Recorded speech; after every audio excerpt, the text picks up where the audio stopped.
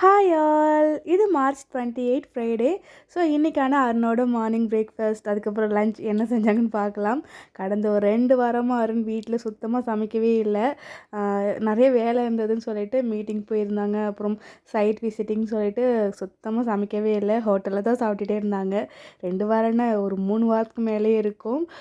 So இன்றைக்கி தான் வந்து வீட்டில் சமைச்சு சாப்பிட்லான்னு சொல்லிட்டு ப்ளைன் பிரியாணி ரெடி பண்ணியிருந்தாங்க. அருணுக்கு மார்னிங் சமைக்க டைம் கிடைக்கலனா மோஸ்ட்லி இந்த ப்ளைன் பிரியாணி தான் ரெடி பண்ணுவாங்க.